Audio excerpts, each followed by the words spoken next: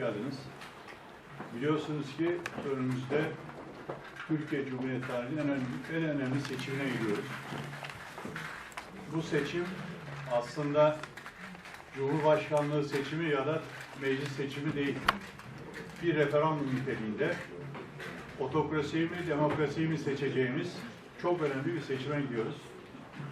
Biliyorsunuz Sayın Genel Başkanımız Kemal Kılıçdaroğlu 13. Cumhurbaşkanı adayımız olarak açıklandı.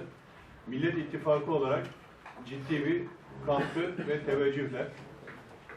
Genel Başkanımızın dediği gibi Bay Kemal'in yol arkadaşı olmak çok zordur. Orada han, hamam, saray, para yok. Eziyet var, sıkıntı var.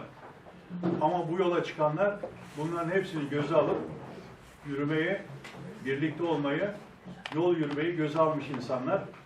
Bu nedenle bu yola çıkanları, bu yola baş koyanları, bu umutla güzel Türkiye, aydınlık Türkiye için yola çıkanları yürekten kutluyoruz. Bu süreç içinde ayın 20'sine kadar milletvekili adaylığı konusunda partimize çok ciddi bir teveccüh var ve müracaat var. Adaylığını açıklayan herkes listemize kalite katıyor. Herkes partimize güç katıyor. Tüm adayları Cumhuriyet Halk Partisi'nin liyakatli, başarılı kadrolarının içinde yer almak üzere bu yola gönül koydular, emek verecekler. Hepimiz biliyoruz ki mevcut iktidar tükenmişlik yaşıyor. Mevcut iktidar artık hiçbir şeyi yapamıyor. Mevcut iktidar sadece saldırganlıkla kamu kaynaklarını yağmalıyor. Biliyorsunuz çok ağır bir deprem yaşadık.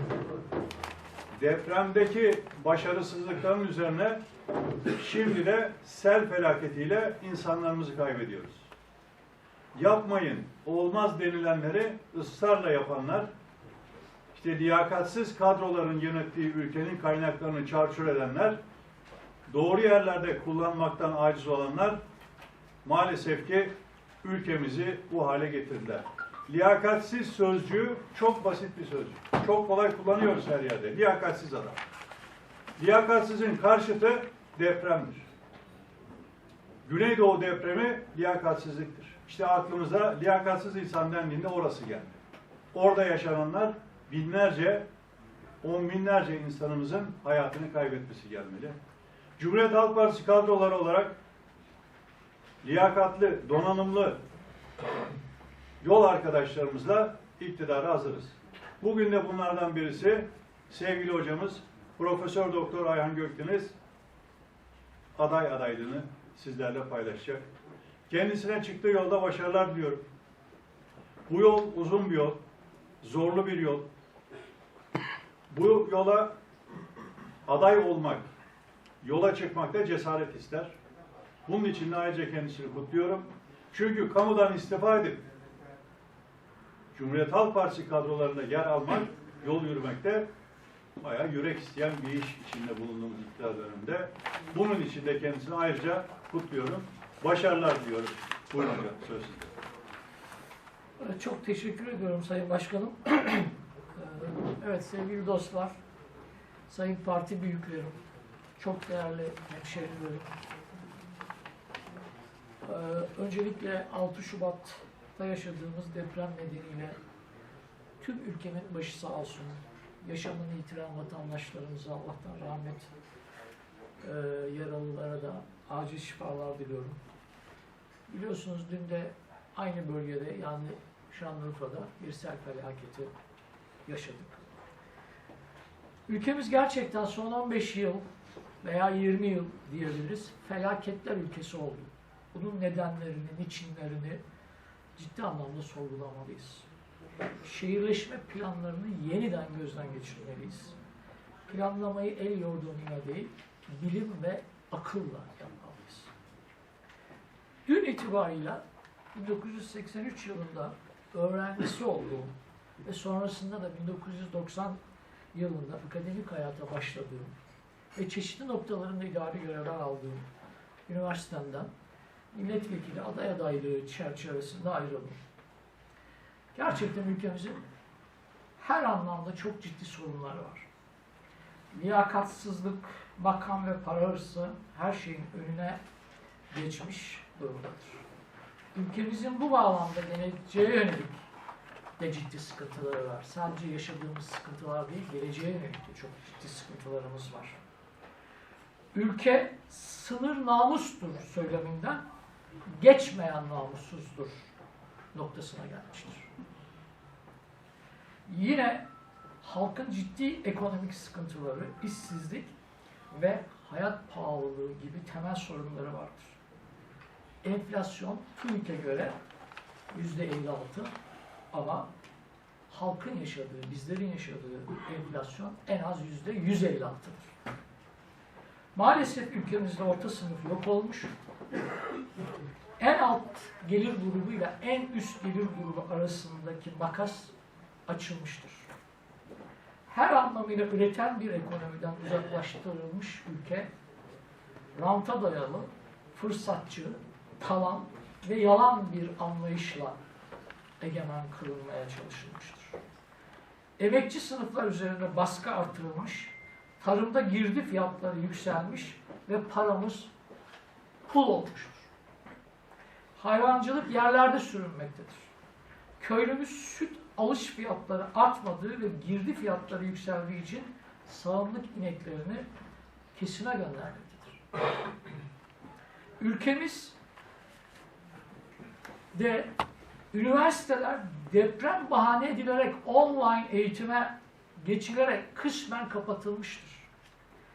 Bunun arkasındaki temel gerçek üniversite gençlerinin bir araya gelmemesidir. Ortaklaşmamasıdır, ortak hareket etmemesidir. Üniversite yönetimleri çok üzülerek söylüyorum, yüzlerini öğrencilere ve akademisyenlere dönük değil, Beştepe'ye yönelik icraat yapmaya başlamışlardır. Halbuki üniversitelerin temel 3 vizyonu vardır. Üniversiteler bilim üretir. Üniversiteler öğrenci ve kendi kadrolarını yetiştirir. Üçüncüsü de üniversiteler halkı aydınlatır. Balıkesir ilimizin de bu bağlamda ciddi sorunları vardır. Balıkesir, tarım, hayvancılık, sanayi ve turizm kentidir. Bu başat sektörlerde yaşadığımız sorunları ülkemizin şu anda makro düzeyde yaşadığı sorunlardan ayırt edemeyiz.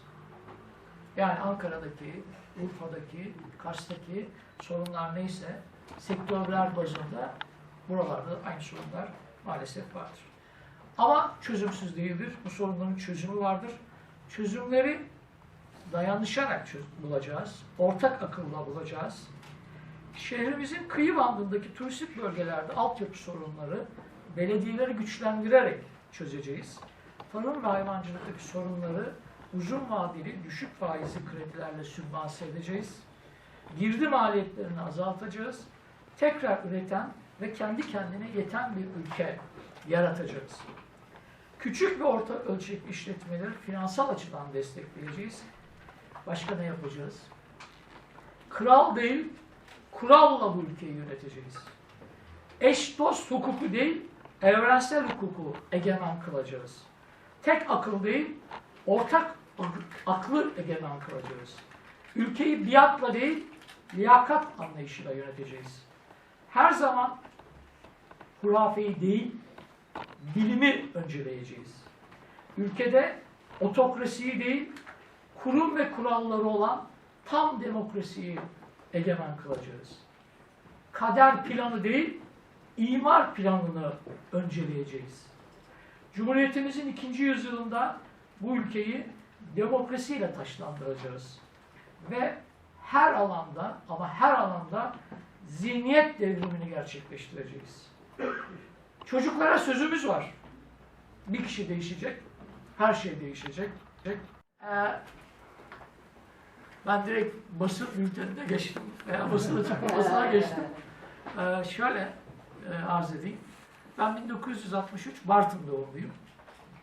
83'te buraya üniversite öğrencisi olarak geldim. 93'te üniversitede yan odamda görev yapan öğretim görevlisi okutma, Susurluklu eşimle evlendim 93.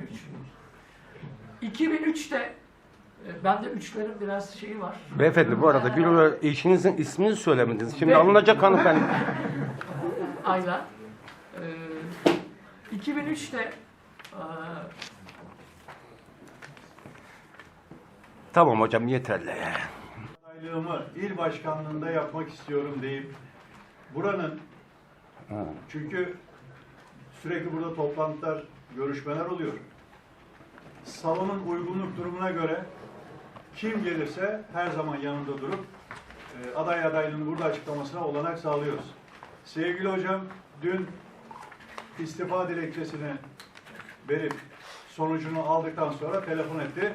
Sayın Başkanım yarın saat 1'de aday adaylığımı il başkanlığında açıklayabilir miyim dedi. Salonumuz da uygundur.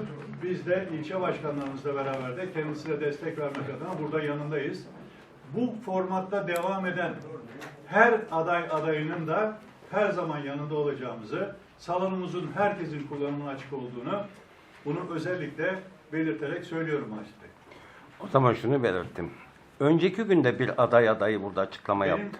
Bir dakika pardon. Açıklamamı dikkat Pardon. etmezseniz- Zaten gelmezdim ben Bence onun bu açıklaması. tartışmayı başka zaman yapsak Evet, olmaz mı ya? Yani bizler Beyefendi, rahatsız dostlar, olduk. beyefendi. Ya sorularınız var tamam mı? ama ya sorunuz varsa onu sorun. Beyefendi Devam siz edelim kimsiniz ya. önce? Ya ne yapacaksınız kim olduğunu canım yani. Macit Ben Bey, burada Vatandaşım kamuoyuyum. değilim. Ben de Ben burada kamuoyuyum canım. Ben de vatandaşım. Macit Bey, Sizin Ne bu olur? sorularınızı almak zorunda değilim. Ya, Bir lütfen saniye. ya. Yani biz Sevgili adayı tanımak seyirciler, istiyoruz. ben- Onun için geldik buraya. ben birkaç cümleyle kendimi ifade edeyim. Sonra Sayın Başkanıma bırakacağım sözü. 2003'te kalmıştık. 2004-2007 arası Antalya Akdeniz Üniversitesi'ne gittim. 2007'de tekrar geri geldim. 2000-2003 arası Turizm Fakültesi'nin dekanlığını yaptım. 2007-2010 arası Ayvalık Meslek Yüksek Okulu'nun müdürlüğünü yaptım. 2011'de İngiltere'de 3-4 aylığına dil kursu çerçevesinde birikimlerimi geliştirmeye çalıştım. 2012 yılında YÖK bursuyla Hırvatistan'da Rijeka Üniversitesi'nde 3 ay görev yaptım. 2014'te doçent oldum. 2018 sonu, 2019 başı profesör oldum. Şu anda da Ayvalık Meslek Yüksek Okulu'nda Turizm Bölüm Başkanı olarak görev yapıyor.